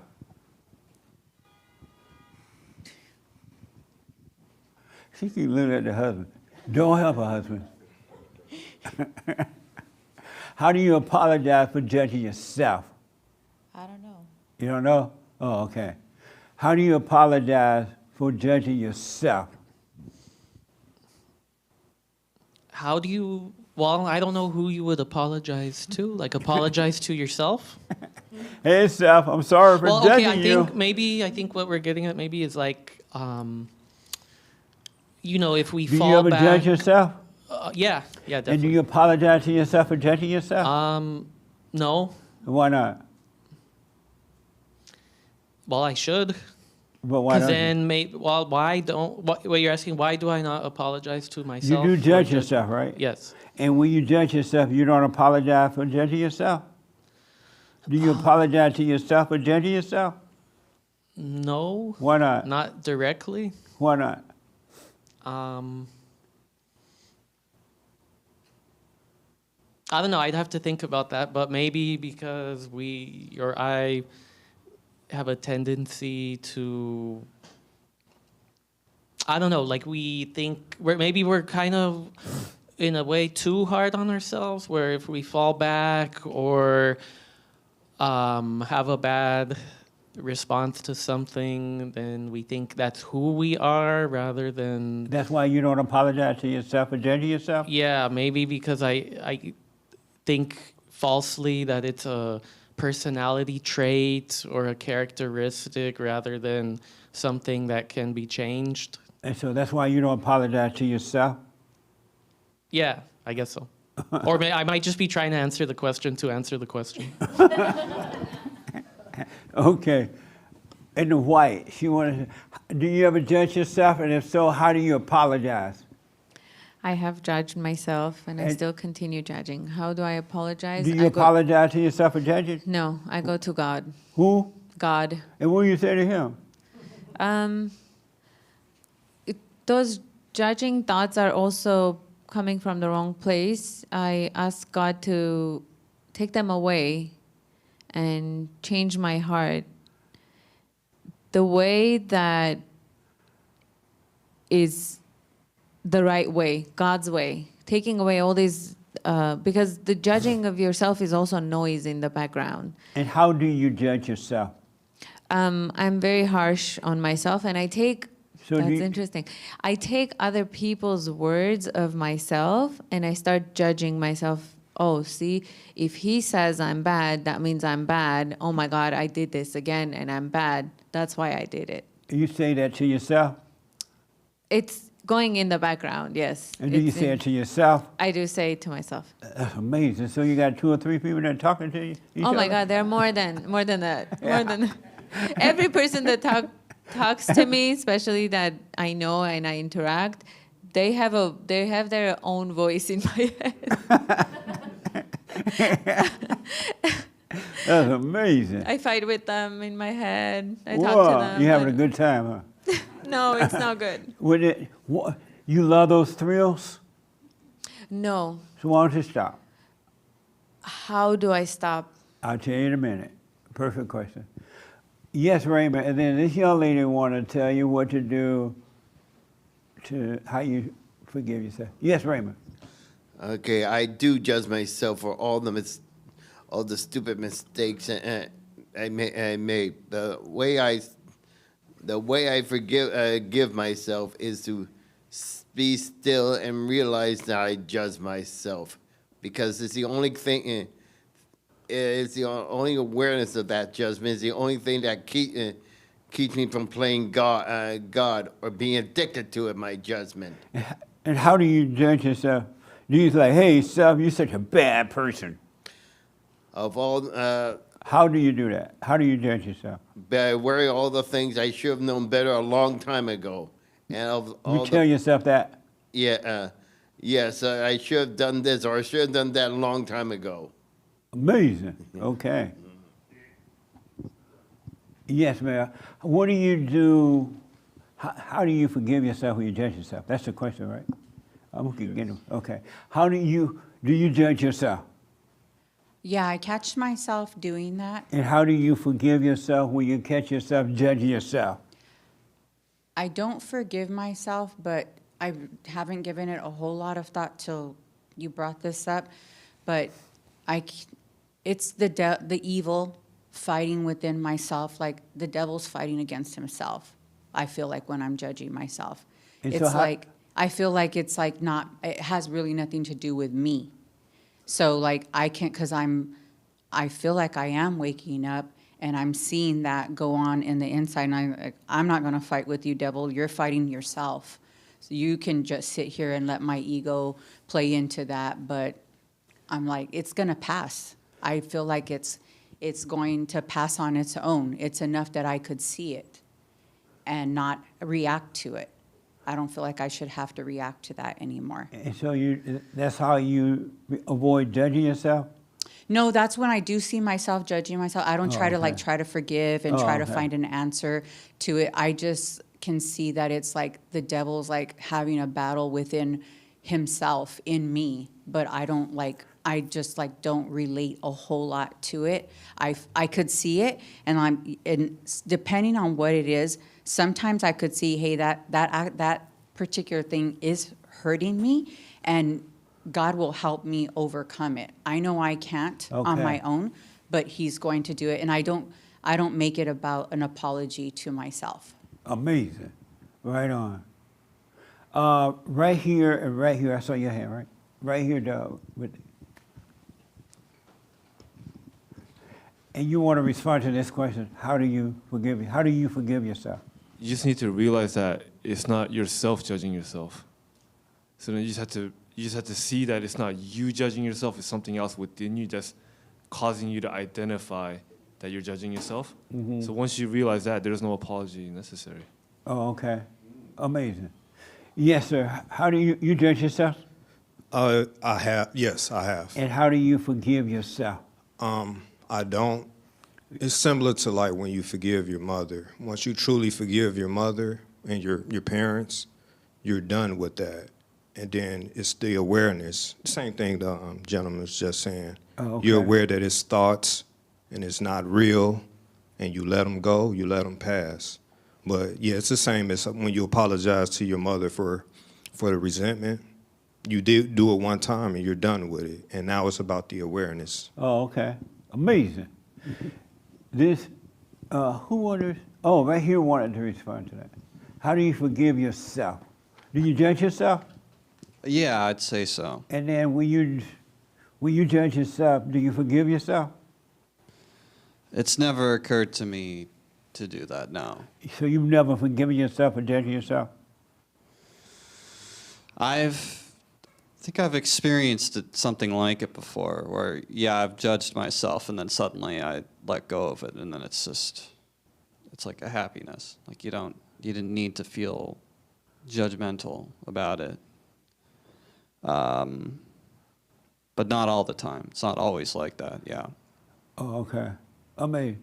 How do you, help me, Lord. How do you forgive yourself? Do you judge yourself? Yes, I do. And do you forgive yourself for judging yourself? There's no point in forgiving myself if I keep repeating the same thing. So do you forgive yourself? Or you don't because you know you're going to do it again? I'm no one to forgive myself. Only God can forgive me. So do you forgive yourself? Yes, I do. And how do you do it? I just say, I'm not going to do it again, but I end up doing it again. So I'm not. So I have no control over myself. You know? Right. And so but you do forgive yourself. I have, yes, I But do. when you say I have, that means you don't do it often? Not, yeah. Oh, when I say okay. I'm not going to do it again, and then I do it again. And, Oh, okay. Yeah. Amazing. Yeah. Doug, you forgive yourself? Doug better have the right answer, or he get fired. All the employees get fired with the wrong answer. I'm just playing. I can hear it now. Jesse fire his employee because they don't say what he says. Do you judge yourself? I have, yes. And have you forgiven yourself? I used to, yeah. I And used how to did- think I did. I'm sorry? I used to think I did. And how do you forgive yourself? Well, at that time, I would just try to be positive and pretend like whatever it wasn't really. You try to be positive? Yeah. Like how, like, oh, that wasn't that bad. Yeah. And that's forgiving yourself? Well, that's what I thought. I know now that it's not And that. so how do you forgive yourself? Well, I don't. You don't forgive yourself? No. And why not? Because much like, I forget his name, but much like he said, I'm starting to see that it's just a thought and I'm being tricked into believing that it's me. And I'm not going to pretend like I see all those thoughts, but when I am aware enough, I do notice that I'm in my head thinking about something that I did and you start feeling bad, and then I realize that's not me. And it's over. Amazing. Frank, do you forgive yourself when you do wrong? No, And why not? I don't need to. And why not? It's there's something inside of me, something evil, and it's not me. So Have you ever forgiven yourself? I used to do that all the time. And how did you do it? I say, I forgive you, Francisco, for being stupid, and then You say your whole name? yeah, talking to me. Okay. Yes, sir. And then hate. I can't get to everybody. I would like to hear from everybody about it, but because of time, I can't. I like what I'm hearing from everybody. I Do you take forgive yourself? I have, and I've done it. I pick on myself all the time, but right now it just popped in my head. That's the perfect opportunity to learn lay your weapon down. Why are you arguing with yourself? There's no reason to, in your head. Like, I call it like what Raymond said. I should have done that. There's no battle to be won there. Lay your weapon down. If you can't even do that with yourself, how are you going to do that with other people? That's the way And so I look at it. you do forgive yourself, though? Are you saying you do or you don't? I used to do it all the time, but right now I'm listening and it don't even make sense now. I'm like, wow. And how were you forgiving yourself when you forgave yourself? I should know better. Why am I Oh. doing that? That doesn't make sense. I'm arguing with myself. Okay. I really like what I've heard. That it's I've never thought about it that before. So it's Okay. like when you ask people, "Who are you?" and everybody's like, this is a deep question to me. Okay, amazing. I can't wait to hear from Hake of the Hake Report. Hey, do you forgive yourself? I feel like I kind of do. And you feel like you kind of do? Yeah. And how do you do it? I realized that in this selfishness, I was just out of control. And I just go forward, accept whatever I have to go through. And sometimes it's not really what I think that I'm going to have to go through. So, but I just kind of realized that I was out of control. And so how do you forgive yourself? How do you kind of forgive yourself? By just accepting that I was out of control. Okay. Makes sense? Did it make sense to you? Yeah. Oh, okay. Derek, how about you? This is my producer. He black. Do you forgive yourself? Have you forgiven yourself? I view it as one just ultimate form of forgiveness. But yes. You have forgiven yourself? Yes. And how do you do that? It's about understanding. Understanding what? Understanding that This is not a test. We're fellowshipping. We're all fellowship. It's not a right or wrong. Well, it is a wrong. Do I still have my job? Yeah, for now. How do you forgive yourself? by understanding that I'm truly an evil person. And if I try to make promises to myself, if I try to say, I'll never do this again, I'll never do that again, I'm just lying to myself. And that's what draws me to the one who was able to be perfect, and that is perfect. So it allows me to appreciate God more, reflecting on the fact that I'm not perfect and that He is. Oh, okay. So, and that weight comes off. Amazing. Yeah. Okay. One last person, then I got to move on. Right here. Do you forgive yourself? Or have you forgiven yourself? From the crazy lady? From the crazy lady. Did you know your wife is a crazy lady? Oh, you knew her.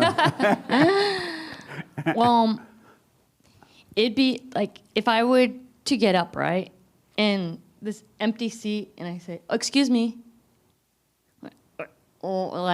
Yeah. So now I'm like, there's nothing in me to, and I know those thoughts. So yeah, So how do you forgive yourself? Well, I don't, because there's no I and there's no forgiveness. Oh, okay. So do you still give your husband problems? Or have you backed off? Well, it's difficult because... What's difficult? Perception.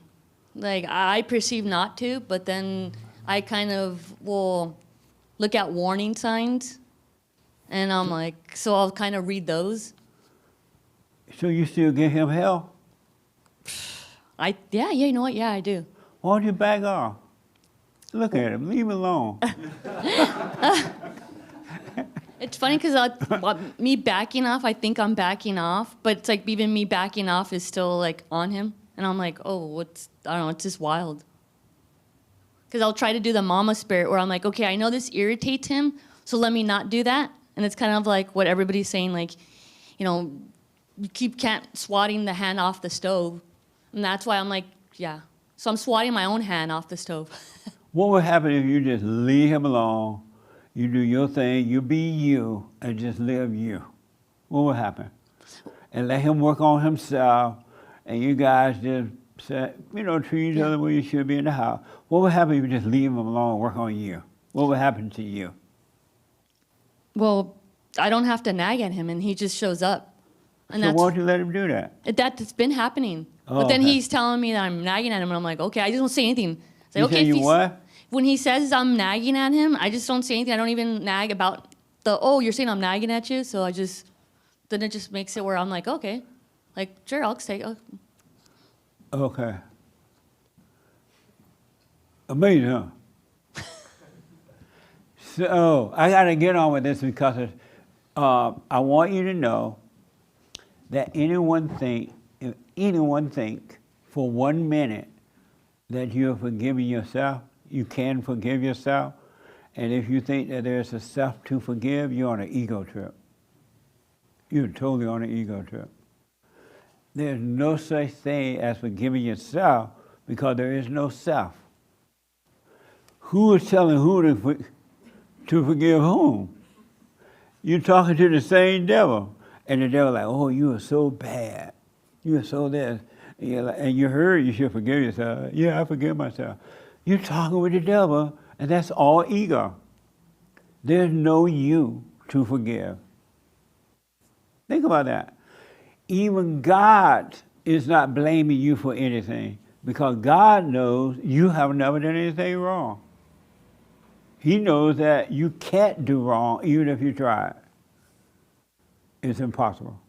But because you're living in the darkness, in the wilderness of thoughts and imagination, you're the one thing you're doing wrong. You're the one thing you need to forgive you. You're the one thing that somebody else is making you feel a certain way, and that is they make you think this, they make you feel this. That's all happening in you.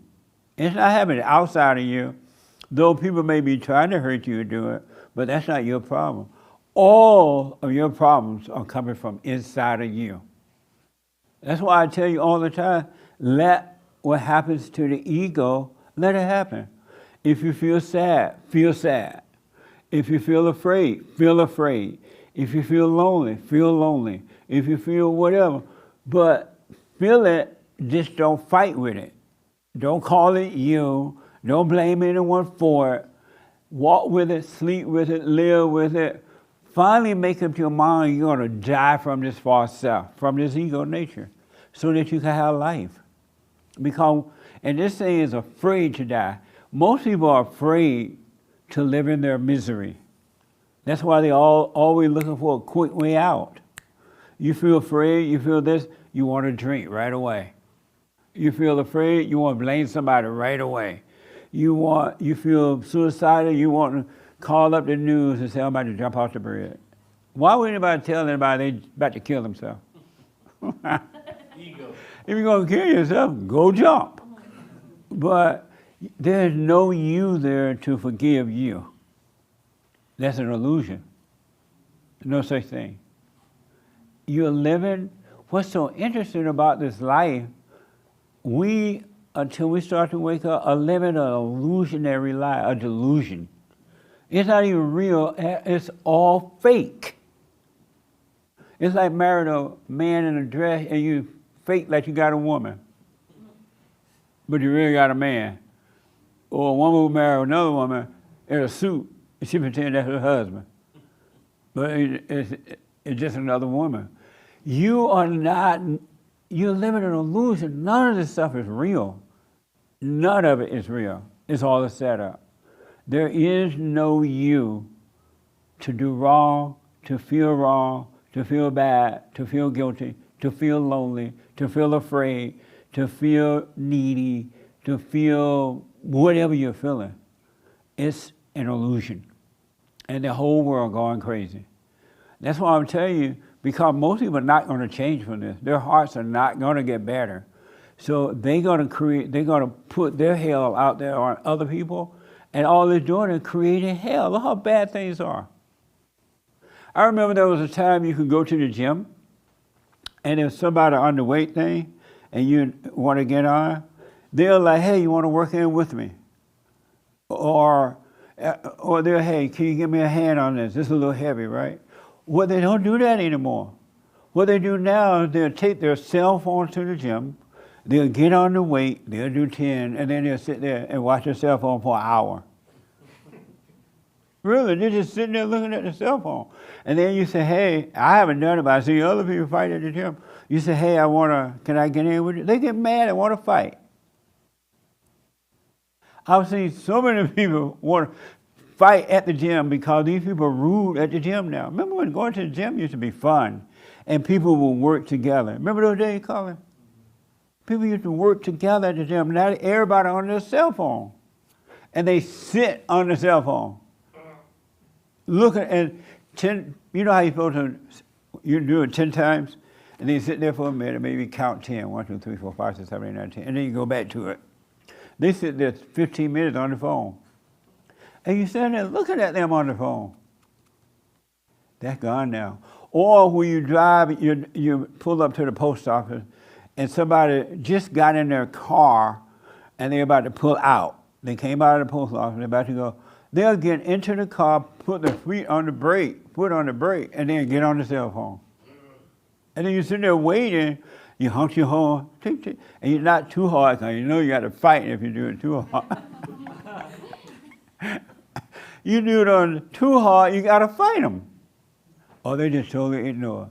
And sit right there on the phone in the car. Y'all seen this? It's going to get worse.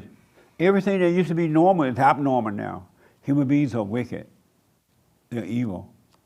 It's not going to change. So here's what I wrote down some things that I hear all the time. And I want to encourage you to get on this journey and stay there. And I want you to know that I want to give you some ideas of what this journey is not like. It has nothing in common. Zero in common. Zero in common. Nothing. Number one, this journey is not like becoming a religious person. If you are becoming a religious person, you're not on this journey. You're on an ego trip. You're on an ego trip. If you're becoming a religious person. So it's not like becoming a religious person. It's not accepting Jesus. Think about the people who accepted Jesus. Some of the nasty, evil, angry, and judgmental people you ever want, but they want to meet, but they accept Jesus. You meet a wife there who says, oh, I'm a Christian lady. I accepted Jesus. And you marry her, and all hell breaks loose. And then she goes to Bible class. And they're away with the men too. So it's not about accepting Jesus. Because accepting Jesus is not what they say accepting Jesus. You know how they tell you, come down to the front of the church and accept Jesus as your Lord and Savior and confess. And you confess while you're crying, oh, I accept Jesus. It's not like that. It's not becoming anything. If you're becoming something, you're not on the right journey. You're not on that straight and narrow path. If you're becoming something. And I don't mean like being a lawyer, doctor. That's a physical thing. I'm not talking about that. It's your job that you do. But it's not about becoming anything. It's not about learning. In this journey, you don't learn. If you're learning, you're not getting it at all. All you're doing is gathering knowledge. And you're going to repeat that knowledge just like a Bible person repeat the Bible, Bible thumper. Repeat the Bible. All you're doing is repeating what you heard. That's all you're doing. And you're getting an ego trip from that. It's not about learning. You hear this knowledge, but you let it go.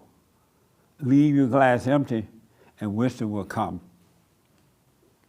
You got to hear the knowledge first. Faith come by hearing, right? You get it because we are fellowship with one another, so we're edifying and testifying to one another, but don't hold on to what you hear. Otherwise, you're stuck with knowledge and nothing changes. And then you wonder, well, I'm not getting better. I still have fear. I still have doubt. I still have worry.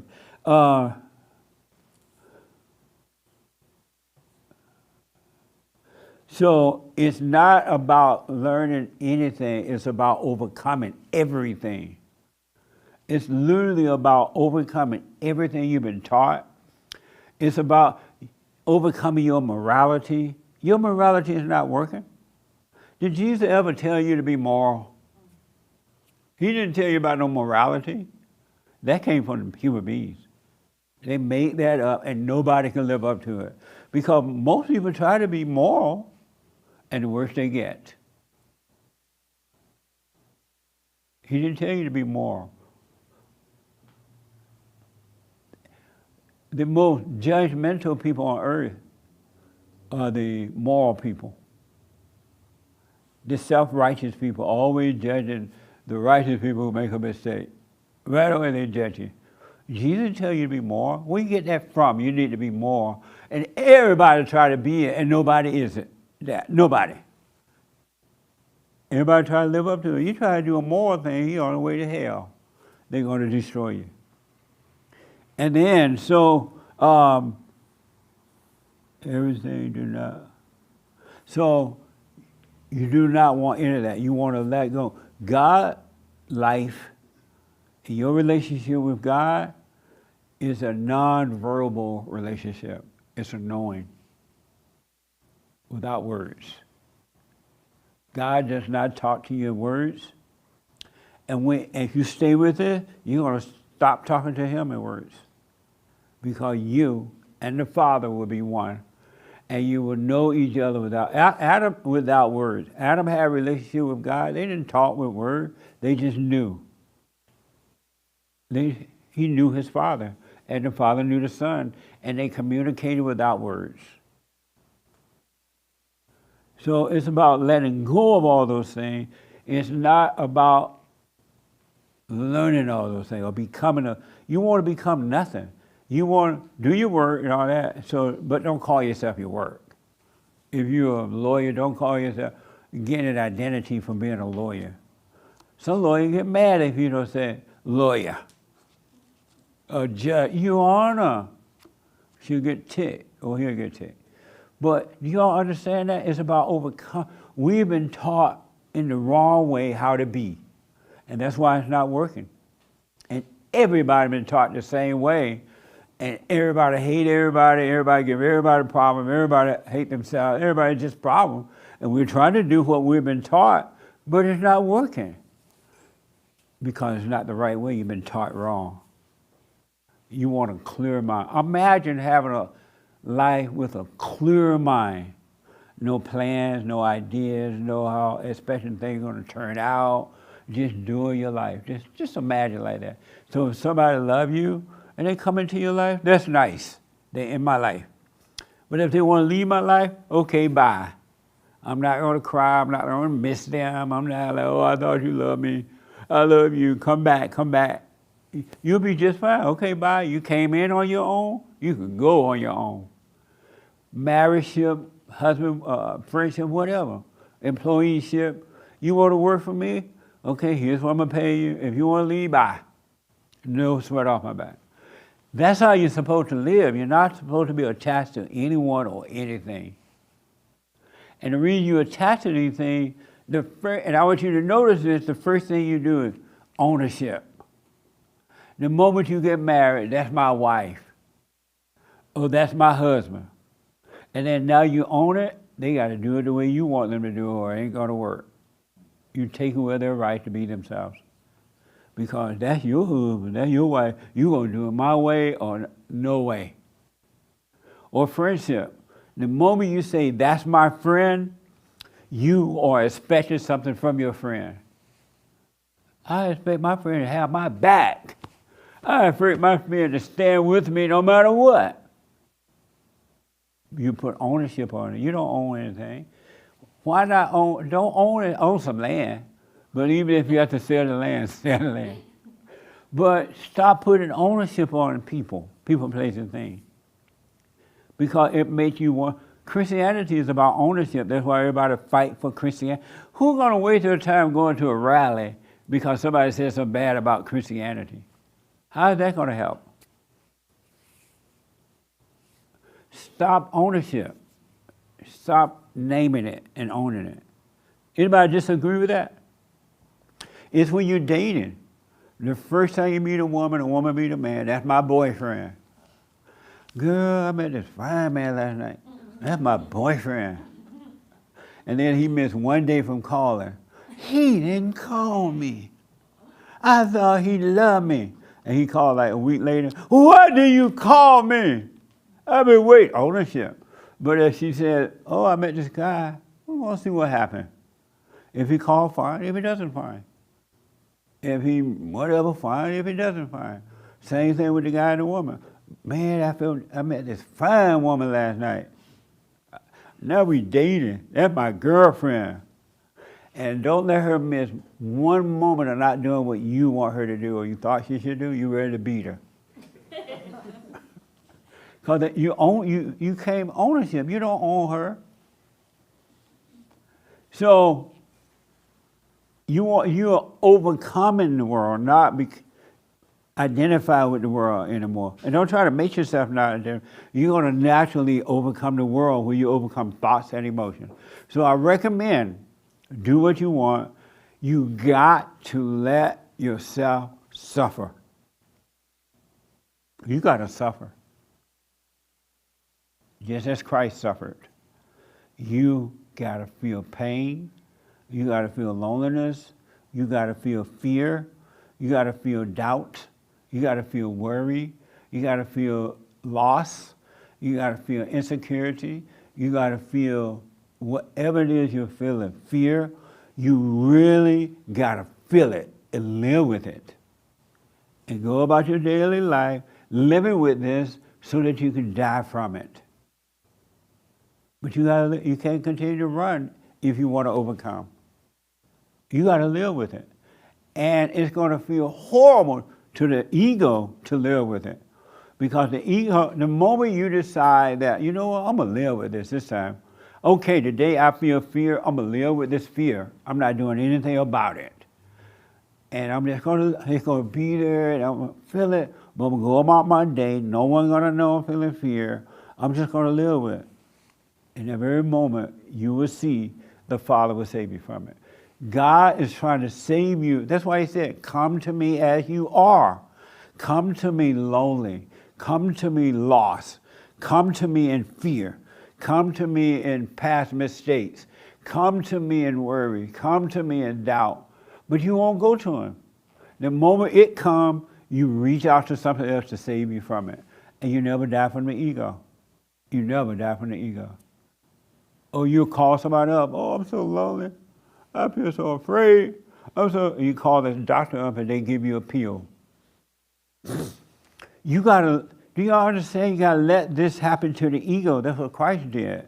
And then what you have to die. That's the only death that exists. It's the ego death, the false self death. So when things are happening in you, be aware of it and do nothing about it. Live with it. Live with it. Who don't understand this? Sorry to be yelling.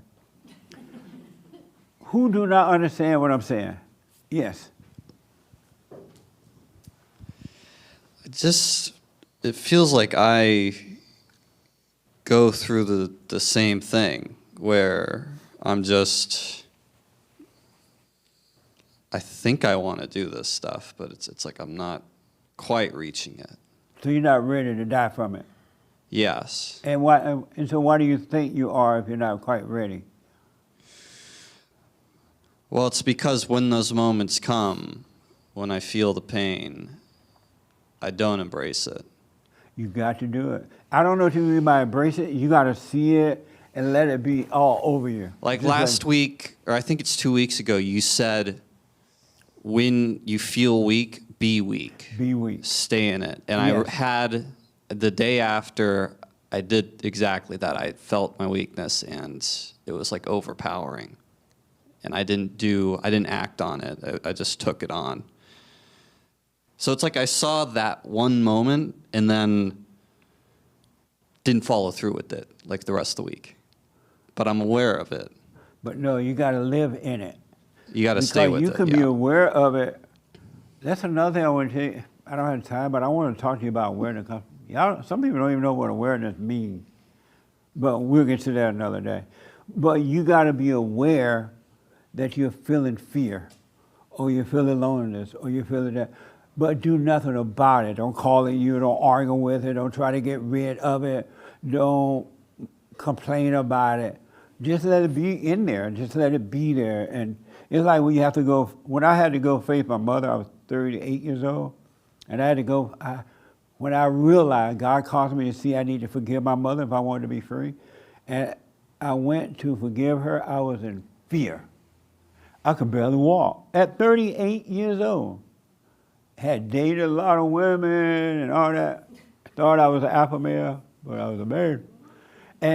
And I was in fear, and the closer I got to the house, I could barely walk. I was trying to walk up the stairs, 2 steps to get to the front door. I could barely walk up the steps, but I did it anyway, in my weakness, in fear. But I didn't know then what I know now.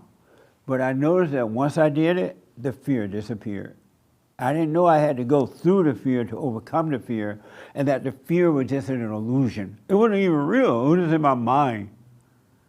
And the mind was telling me emotion that, oh, the emotion confirmed the thoughts, and the emotion felt like fear. The mind was like, wow, you have fear. And the emotion was like, yeah, you have fear. But I did it anyway, and everything's changed. I think what's kind of scary, it feels like I've just walked away from it so many times. You got to stop walking away. Yeah. You got to live with it. Don't take a pill. I'm not a doctor. I'm not telling you to do what you want with your little pills. But if you want to be free from this, pills are not going to help psychological issues. Emotional, it's not going to do it. It just keeps you into it. It prolongs it. Now you high and crazy. Walk around like a zombie. High and crazy. And everybody still know you're crazy. All angry people are crazy. Have you noticed that? Mental illness, they talk about mental illness all the time. You're not going to get rid of mental illness until you get rid of anger. And that's a fact. But go ahead. You got to live with it, man. I think that's all I have to say. That's it. So when it comes, and it will as soon as you leave this building, or maybe even before, be aware that you're feeling shy, or you're feeling afraid, or you feel lonely, or you feel like somebody hurt you, and you're feeling it. You're aware of it, feel it. Keep quiet about it and live with it. Don't try to get rid of it. Go to work, living with it, drive with it, eat lunch with it, and let it stay. The Father's trying to kill that spirit so you can be free. It's funny. It's very simple, really. It's not complicated. It's just you observe it, you watch it. That's all. What happens, you're right in that what's happened, the more you do it, the freer you become. It starts to be fun to do it, really. And you start to sometimes create your own hell inside of you. Because the more you do it, the more hell you want. So you can do, because the greater the hell is, the greater the pain, the easier it is to die. So you really want to be overloaded with grief. You want to be overloaded with it and live with it, and then it'll die, and you'll be free. It will die. It will be taken. You got to die. That's what got to die. It becomes fun doing that. It really does. You tell your mama, Mom, I'm mad. I don't like you. And you be like scared. But once you do it, you're now free from mama. And now you love mama with the right love. And it's so amazing.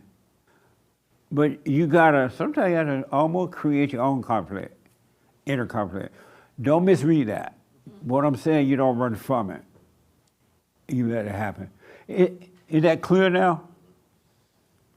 Yes. So live with that. Let it, it's not happening to you. It's happening to a false you. It's not happening to you at all. The real you not feeling this at all. Not at all. It's the fake, everything that's happening to you is happening to the ego. It's not even happening to you. And you will see that when you let it happen. Somebody say some gossip to you about somebody else or somebody else, or you hear that somebody says something about you, you'll be glad to hear that because you're going to watch what you think and feel about it. And you won't even try to defend it because you appreciate the death that's coming with it. I'm dying from that. You won't say, oh, that's not true. I didn't do that. They lying on me. Or blah, blah, blah. Because you're going to be so happy now that you've lived with this thing and died from it. So when you do hear something, you'll be glad because you will see the fear or whatever in you or worry or whatever, and you'll die from it. You will see that that's fine to say that. Whereas before you would protect that. I didn't do that. They lying on me. I ain't say that. You won't say that anymore because it wouldn't matter. You'll see how you feel about it. Is this clear? I want this to be clear if you want it. Yes, ma'am. I'm only going to say what I'm feeling, but I feel, even though I can see I am waking up, sometimes I feel like there's this like heaviness over me. I don't know what it is. I'm not trying to like ignore it, but I do feel it. And I'm wondering, is that like, you know how you said sometimes it's like you're trying to create that hell inside of you because like you're gonna, like the more that we can see it and overcome, like we're really letting go of more things in our life. Is that heaviness that sometimes? Sometimes the heaviness comes, and it will, it's because you've had a thought, but you didn't catch the thought. Okay. You only recognize the heaviness because now you have the pain. And you be like, what's wrong with me? I ain't did nothing. Right, that's but exactly it's because how you I missed feel. the thought. Yeah. Well, eventually you start catching those thoughts. Don't worry. But let the heaviness be there. Go about your day. You see your daughter somewhere. Hey, daughter, how you doing? But don't tell her about the heaviness. Mm-hmm. Because you don't want anyone or anything to save you from that but the Spirit of God. And He will.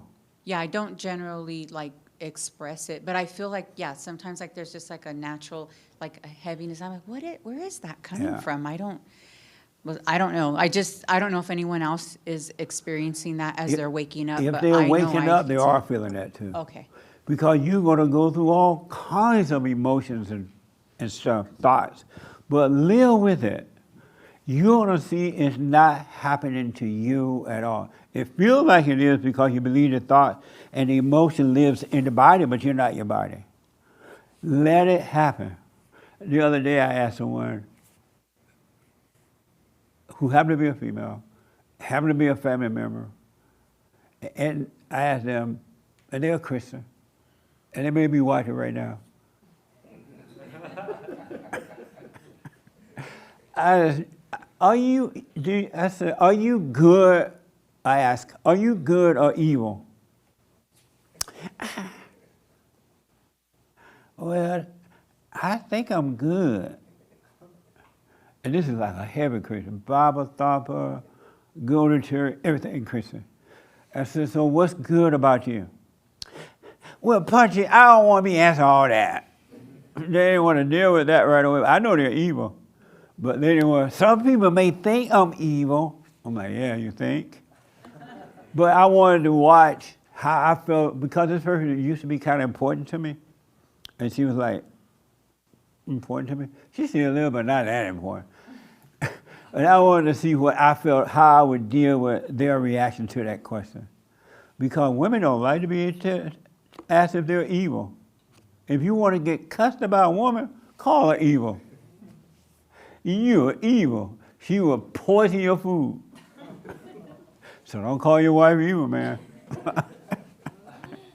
So in closing, so yeah, you're gonna, those demons, because it's not happening to you, they're gonna go through all types of emotions. You were already going through that all your life, but you ran from it. You didn't realize what it was. You would go and cry, you would tell somebody, I got problems, you did this, right? But now that you're becoming aware of them, you're gonna see what, and I almost don't want to tell you this, but I'll tell you this. It's gonna get worse before it gets better. But as you deal with the little pains by living with them and not calling you, the big ones that come, the big demons, it's gonna be easy. But you gotta live with it. Who don't understand what I mean, live with it and don't call it you?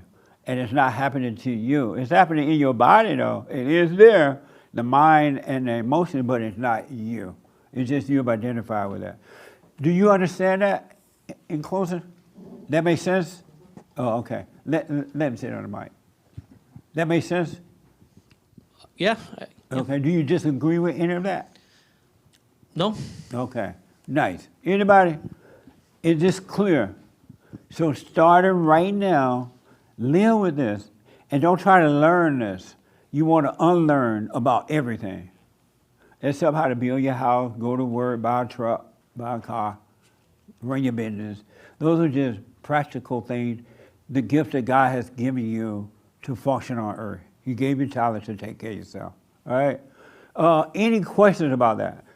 This week, we talked about the stabbing. You still paying attention to the stabbings? Yeah? You know what stabbings are? I haven't really. Oh, hold on a minute. And then I gotta end this. We didn't deal with the biblical question.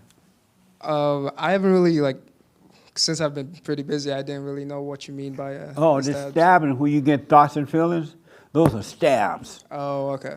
And people don't pay attention to those things. Those are the spirit of evil inside of you, and when they shock you, when they make you mad, when they make you feel good, those are stabs. And the assignment was last week before last, is to write down every time you're stabbed, emotionally, mentally, emotionally. Okay. So pay attention to that. Got it. All right. All right.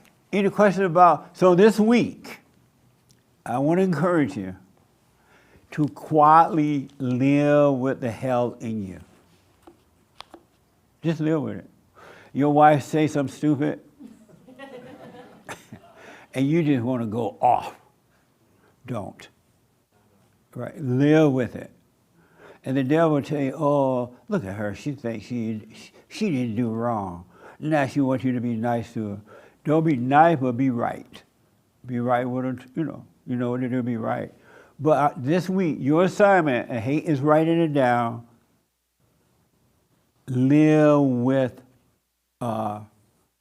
evil. Live with the death. Live with the emotion. Live with that. So you can die from it. You can overcome it. And be quiet about it. Don't call your friends on the TV, on the radio, on the phone, telling them about it. You quietly live with it and go to work with it, drive with it. And if somebody says something nasty to you during this week, and it just hurts your feeling, I can't believe they said that to me, right?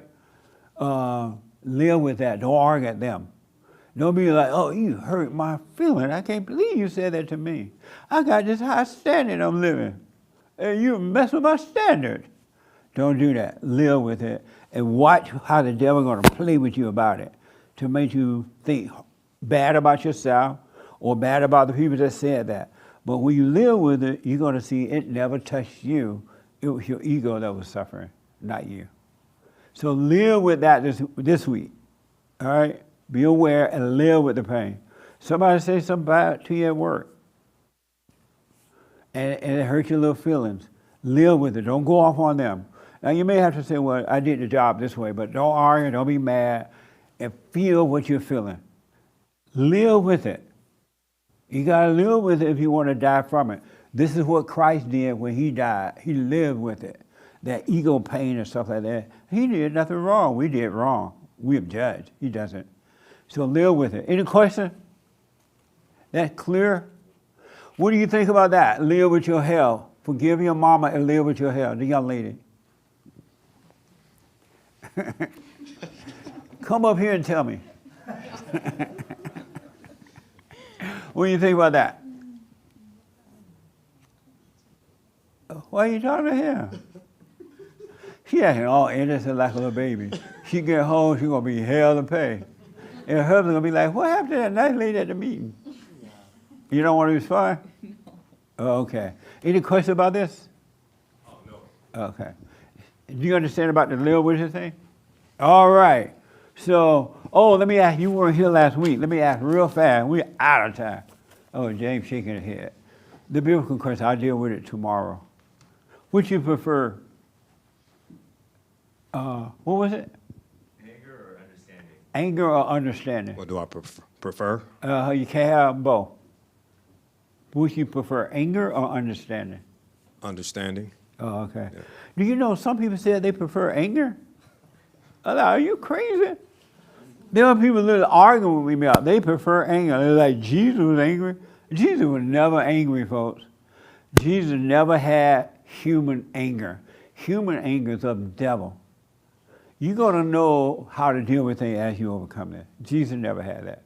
I am so out of time. I do not have a biblical question right now. Hopefully tomorrow. The office is closed tomorrow because it's Veterans Day. That's why I wore my shirt. And, oh, one of those days. I didn't wear my shirt for Veterans Day. I wore my shirt for Memorial Day. Whatever. So the office is closed, but we will be doing live radio shows tomorrow, right? We'll do the super chats tomorrow. Don't forget to support what we're doing. We need your help, your financial help. So make sure you donate, tithe, and offering. You get on that straight and narrow. You want to let go of the world, not hold on to what you learn. It's just destroying you. All right? Bye. Oh, amazing. What a mess.